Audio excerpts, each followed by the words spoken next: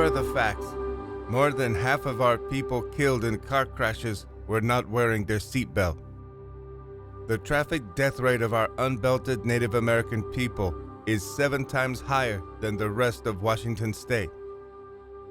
Tribal police and fire and rescue personnel know far too well the consequences of not wearing a seatbelt. When I pull up a crash scene where people are not wearing their seatbelts, 9 times out of 10, if it's a fatality or serious injury, had they had their seatbelts on, they would have walked away from it.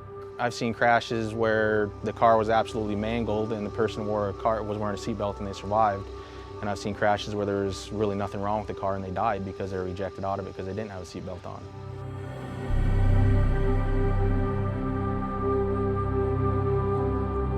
You know, getting killed isn't the only hazard you have.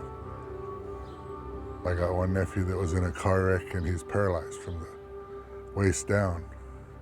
You know, I got another nephew that wrecked and he's quadriplegic. What I would say to anybody that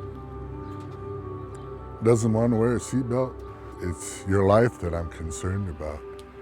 It makes a big difference in you as to what happens in an accident, whether it's at 5 miles an hour or 50 miles an hour or 100 miles an hour. It holds you in place.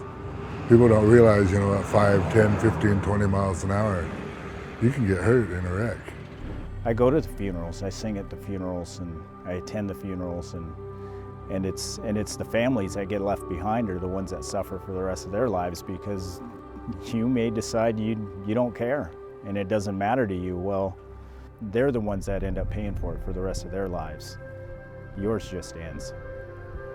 You never know what's going to happen, especially on the reservation and everything. We have animals that are on the road. We have, you know, cows, deer, anything. And even if the unthinkable happens, if you stay buckled up, it's there for your safety.